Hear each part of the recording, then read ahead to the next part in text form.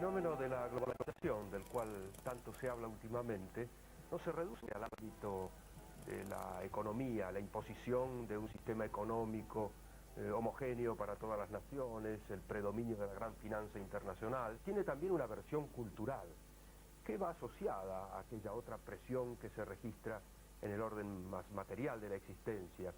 Digo que hay un intento de buscar una homogeneización cultural de las naciones, con la imposición de nuevos paradigmas morales, si se quiere, y de organización familiar y social.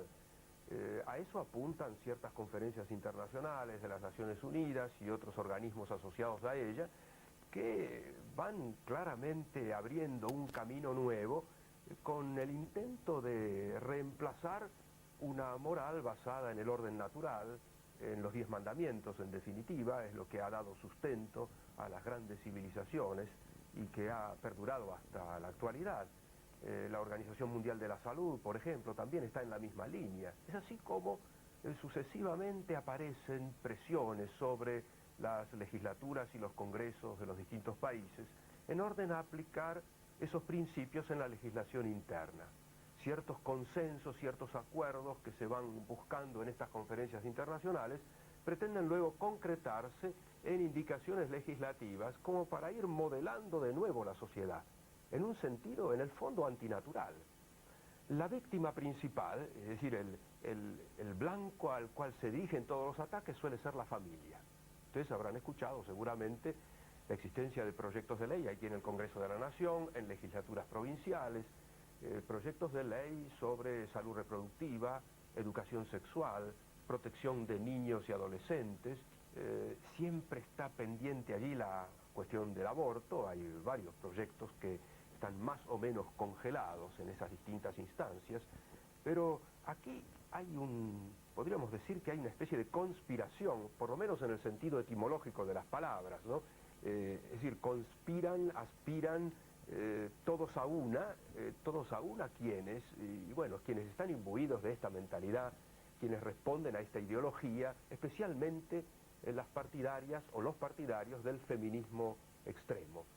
Creo que ahí va la cuestión precisamente. El feminismo extremo es el que busca esto. Sí, por supuesto, esto está promovido por el feminismo y impulsado, como usted señalaba, desde los organismos internacionales. Después se traduce en los proyectos que describió a nivel nacional, los que a lo mejor genéricamente podríamos llamar como salud reproductiva, ¿no es cierto?, y todos los vinculados. El tema del aborto evidentemente completa salud reproductiva. En algún momento nosotros decíamos, ojo, salud reproductiva incluye el aborto, y señalábamos que hay manuales o boletines oficiales de la Organización Mundial de la Salud que dicen que las leyes de salud reproductiva deben completarse con el aborto. Surgió en las preparatorias de la Conferencia Internacional sobre Infancia, pero bueno, ahora quedó más que claro a partir del 3 de julio cuando la Unión Europea legaliza el aborto, ¿no es cierto? Porque por otra parte, al menos el aborto es presentado como un método anticonceptivo. Ah, sí, sí. Sobre todo, algún tipo de aborto. En nuestro país es utilizado lo que eufemísticamente se llama anticoncepción de emergencia, ¿no? La píldora del día después. ¿Y cómo está la cuestión de los proyectos que esperan turno en el Congreso Nacional? En el Congreso Nacional, bueno, tenemos la Ley de Salud Reproductiva, que todavía no está sancionada, que tiene la media sanción de la Cámara de Diputados, que nos preocupa mucho, especialmente a los padres de familia, que además estamos peleando la temática en ámbitos locales. Tenemos ese proyecto de protección integral al niño, que también es preocupante. Yo me alegré de entrada cuando dije, quieren proteger al niño, qué bueno, a esta altura de las cosas no creo que caiga en esa ingenuidad. A mí, ¿sabe qué impresión me dio cuando leí el proyecto? Que estaría destinado a niños que se encuentran en un instituto de menores, o que los chicos de la calle, o niños que están en gravísimo riesgo, pero se refiere a los niños de las familias comunes y corrientes. Claro, ese es el problema principal del proyecto. Digamos, uno esperaría que el Estado actuara subsidiariamente sobre aquellos chicos que se encuentran en situación de desamparo. Digamos, lejos de cumplir ese rol subsidiario, lo que hace es invertir los roles naturales entre familia y Estado y hacerse cargo de nuestros hijos también, de aquellos hijos de los que los papás nos ocupamos. Sin respetar la patria potestad. No, por supuesto. El tema de la patria potestad está siendo atacada por mucha legislación. Es algo previsto, es algo señalado desde afuera. En materia de salud reproductiva, Está también en boletines oficiales de la Organización Mundial de la Salud el hecho de que no hay que pedir autorización a los padres, no hay que pedir permisos de terceros en general, del esposo, por ejemplo, si la esposa quiere hacerse una ligadura de trompas, y de los padres para suministrar... O sea que podemos afirmar ciertamente que esto es deliberado en contra del orden natural de la familia. Sí. El caso que usted dice de la ligadura de trompas, es evidente que allí hay un bien fundamental del matrimonio que se pone en juego. Sí, seguro. ¿No? O en el caso de los niños, ¿para qué quieren en definitiva obviar el permiso de los padres? ¿Para poder venderles anticonceptivos o preservativos a los chicos? ¿Para poder darle una información desordenada, parcial, desubicada respecto de una concepción integral de la persona y demás? Sí, porque además se sabe que el permiso de los padres disminuye la demanda. Todavía los padres conservan una cuota de sano sentido común. Por eso nos eliminan. Por eso autoridad. Justamente por eso nos dejan de lado. Esto está absolutamente pautado. O sea que podríamos hablar de conspiración en ese sentido. Sí, por supuesto. No hay que pensar que, por ejemplo, si en la ley de Capital Federal, la de Salud Reproductiva, la ordenanza de Vicente López, las provinciales, en todos lados se olvidaron de decir hay que pedirle permiso a los padres para el tema de los menores. No, el libreto viene hecho. Claro, viene hecho. Se dice que no hay que discriminar por edad. No discriminar por edad significa justamente esto. Hay que asegurarle al menor la confidencialidad y privacidad, quiere decir que la decisión queda en manos de ese encuentro. ¿El menor desde qué edad? ¿Se pone un límite mínimo? Y estas leyes apuntan a la población en general, particularmente en edad fértil. Quiere decir que estamos hablando de chicos desde los 11 o 12 años. Esos son los menores, ¿no es cierto? No han querido decir un número, han usado esa ambigüedad de edad fértil. Edad fértil, sí. Pero hay que traducirlo, porque a lo mejor la gente piensa menor y cree que estamos hablando de 16 años. No, 11 o 12 años. Es decir, concretamente, una ley de salud reproductiva autoriza a un médico a colocarle un DIU, a darle una píldora del día después, a una criatura de 12 años sin que los padres se enteren. Eso es, digamos, sucintamente la ley de salud reproductiva.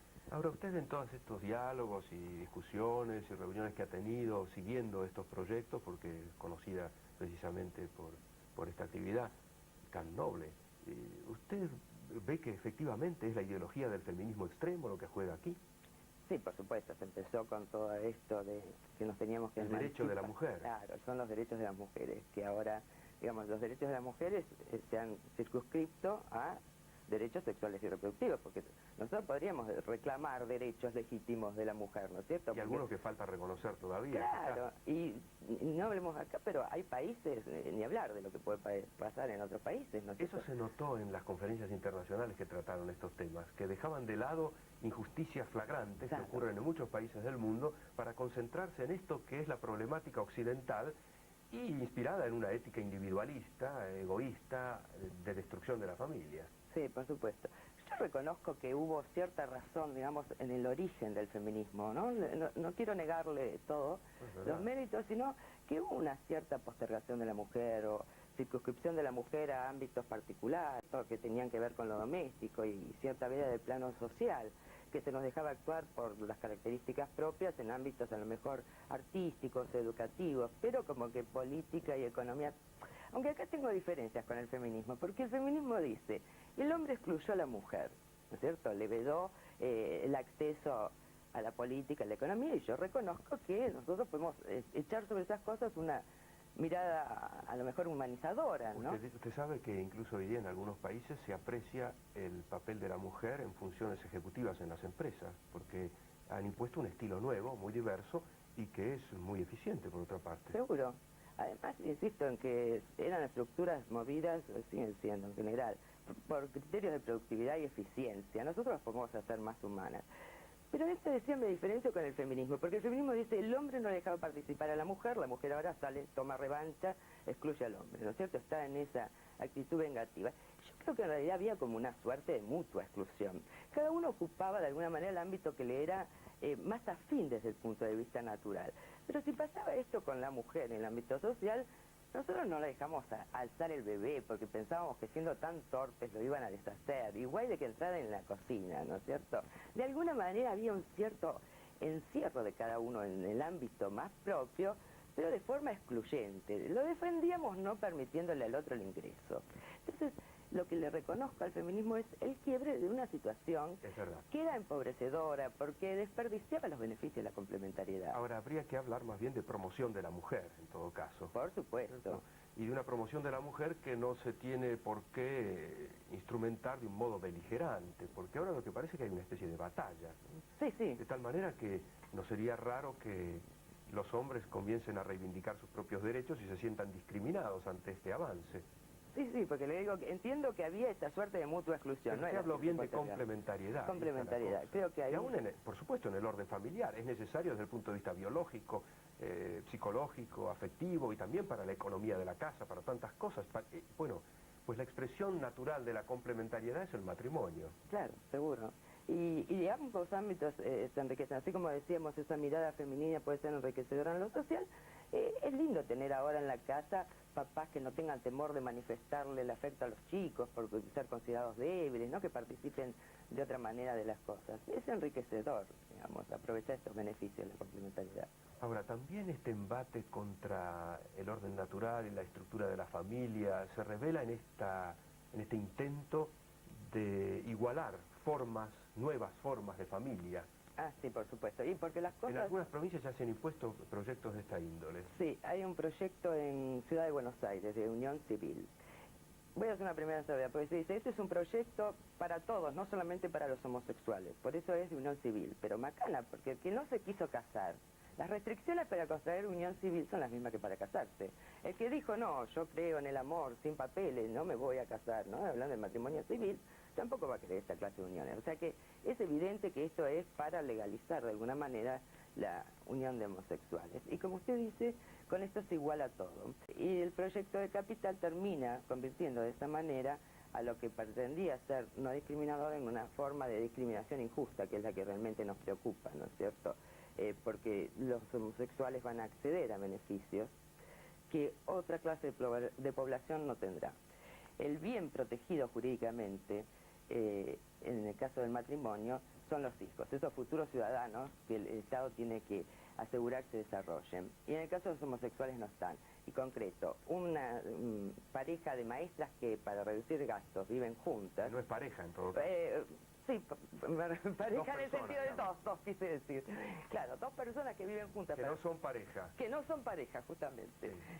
Sí. No gozarían de estos beneficios. Claro, por ejemplo, accesos especiales a vivienda, no van a gozar... Y si usted le plantea a un diputado de la ciudad estos argumentos, ¿qué dicen? Porque hay una lógica allí que es indiscutible. Sí, hay una lógica, pero bueno, a veces no siempre se sigue la lógica. Los abogados no estudian lógica. ¿Es que hay aquí intereses ideológicos o hay también algún interés comercial, económico? Sí, de todo. Digamos que entienden que a lo mejor de esta forma granjean simpatías. Hay intereses económicos, por supuesto, porque detrás de toda esta clase de proyectos, además de esas políticas controlistas que usted señalaba desde los ámbitos internacionales, están los intereses de las multinacionales, los laboratorios. ¿Quién se beneficia con todo este tipo de leyes de salud reproductiva? Por supuesto, no los chicos, ¿no es Usted cierto? decía muy bien que el Estado debe cuidar, de proteger este bien del matrimonio que son los hijos, y hay un interés de la sociedad en que los hijos sean protegidos. A mí lo que me resulta curioso es que todos estos proyectos son en el fondo anticonceptistas, es decir, Sí. tienden a la anticoncepción, que no nazcan niños. Por supuesto. Por una razón u otra, con unos u otros argumentos, usando cualquier pretexto, pero pareciera que hay una rabia a propósito de esto, como que si se quisiera negar la fecundidad a la unión del varón y la mujer, y entonces separar, segregar la sexualidad y el uso de la sexualidad de aquello que sería su consecuencia natural, que es su consecuencia natural. Digo que me resulta patético esto en personas que profesan una ideología que se llama progresista y que sin embargo no advierten que están haciendo el juego a las peores pautas culturales del capitalismo salvaje. Es al propósito de que en los países pobres, ahora nadie puede negar que la Argentina es un país pobre, antes decíamos en vías de desarrollo, o en vías de desarrollo, que en estos países no debe aumentar la población porque eso pone en peligro los intereses de los países líderes, de los países superdesarrollados. Esto planteado en un país como la Argentina, que tiene casi 3 millones de kilómetros cuadrados y 36, 37 millones de habitantes, un país despoblado o semipoblado, ¿qué otra cosa es sino una especie de suicidio? Sí, por supuesto. Ahora, esa presión externa hay que admitir que no hubiera a lo mejor dado fruto si no tuviéramos en este nivel de decadencia moral, ¿no es cierto? Porque yo reconozco toda esa presión de la ONU, pero si no viviéramos con una cultura hedonista, materialista, banalizadora del sexo, digamos, que no es la ONU a lo mejor directamente la que hace que uno tenga un cuarto de hijo, medio hijo, ¿no? Que hay demás. Hagamos un poco nuestro examen de conciencia. ¿Por qué permitimos que eso prosperara en nuestro país? Por cierto, y eso tiene que ver con aquella globalización cultural que yo decía. Sí, sí. Es tarde, pero llegan. En nuestro país las modas llegan tarde, y estas olas culturales también llegan tarde, pero finalmente se van imponiendo. Sí. Y como usted dice, hay una debilidad allí, hay una cierta debilitación del carácter nacional. Claro.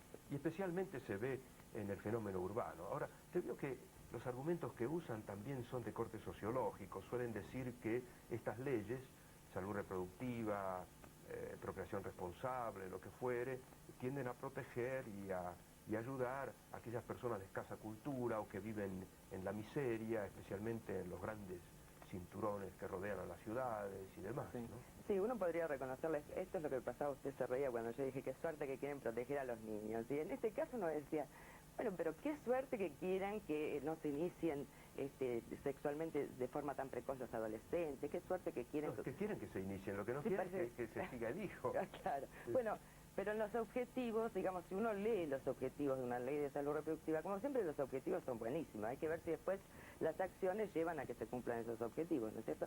Pero entre los objetivos nosotros los podríamos compartir, o sea, ¿quién no quiere que termine esa cantidad de maternidades adolescentes que hoy vemos estropean la vida de tantos jóvenes de los que nos rodean, ¿no es cierto? ¿Quién no quiere que haya menos chicos enfermos de SIDA, ¿no? Que no se expandan así el SIDA o cualquier otra enfermedad de transmisión sexual? Lo que pasa es que esto es querer apagar un incendio con nafta, evidentemente.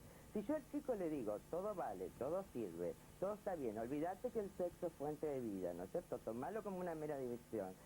Incentivo relaciones Y sexuales... además te vamos a ayudar para que sea seguro, Claro, claro. El lo cual Estado... es una estafa. Sí, si no existe anticonceptivo que sea 100% seguro, pero es sabido que el adolescente sabe, que después no lo usa, que no es la manera, que esto termina incrementando todo lo que dicen que quieren Sí, lo que pasa es que estos proyectos de ley, en el fondo, aunque sea indirectamente, están incentivando el acceso temprano a la experiencia sexual. Claro, seguro. Ahora, fíjese que usted decía, bueno, y después el Estado regala sexo seguro. Yo conversaba con algunos legisladores el tema de ley de educación sexual, ¿no? Y le decía, pero ¿por qué en esta área de la salud no se hace lo que en otras áreas? Porque a los chicos, por ejemplo, no le dicen, dale a la hamburguesa todo el día, a la mañana, a la tarde, a la noche, vivir la hamburguesa, comer las que quieras, cuando quieras, todas las que quieras, el Estado después te regala digestivos. No es el criterio, digamos. Cuando uno intenta en otras áreas de la salud educar, lo que busca es una dieta equilibrada, una comida sana, en definitiva forma buenos hábitos, ¿no es cierto? Y una conducta ordenada. Así es. ¿Sabe que es la única manera? Si no, nos llenamos de chicos con colesterol, con Parkinson, y así terminamos con chicos con SIDA. Pero, ¿por qué se innova así en materia de educación sexual? Por la raíz ideológica que tienen estos proyectos, Claro. es evidente. Y uno nota en aquellas personas que están más empeñadas en llevar adelante este tipo de legislación, nota una especie de rabia, ¿no? Sí, de frustración y... Como de odio de la familia normal, común, tradicional, de aquella familia que responde al orden natural de la creación. Y hay historias personales bastante tristes detrás, ¿no es cierto? Por lo general uno se suele encontrar, digamos, con Es penoso, Sí, es como sí, la proyección de las propias frustraciones. Sí. O en otros casos es querer validar el propio estilo de vida, ¿eh? También. Reconozcamos que es eso también. Bueno, sí, esto es lo que muchos usted decía casos, acerca de esa decadencia moral de la sociedad, Sí, ¿no? sí. Por cierto, que se acaba pensando cómo se vive, y Sí, se cuando acaba no se vive argumentando, justificando, incluso sancionando una ley para quedar dentro de ella, y Claro. no aparecer con una conducta que pueda resultar marginal, ¿no? Exactamente. Trata de validar el estilo de vida a través del consenso. ¿Y usted piensa que nosotros podemos despertar la conciencia de muchas familias y podemos galvanizar de algún modo intenciones y voluntades como para Sí. decir una voz clara de rechazo de estos intentos? Sí, en este momento, gracias a Dios, están surgiendo foros de familia en distintos lugares, en Capital, en Vicente López, presentados a la justicia en contra de las leyes de salud reproductiva. Yo creo que es fundamental que los padres se formen y se informen y actúen además, ¿no es cierto? Sin hacer mucha especulación mezquina, digamos, uno tiene amigos que dicen, pero yo que soy una madre de familia, yo qué puedo hacer, un docente, frente a esto que denunciamos, empresas multinacionales, organismos internacionales, y bueno, hay que tener menos confianza en el propio músculo, ¿no es cierto?, y menos especulación mezquina, insisto, y andar sabiendo que en definitiva no se nos pide que venzamos, que no nos demos por vencidos. Lo que importa es que nuestra convicción sea clara, sincera, coherente y que sepamos exponerla con dignidad, respetando, pero al mismo tiempo haciendo valer nuestro propio papel y nuestra propia posición.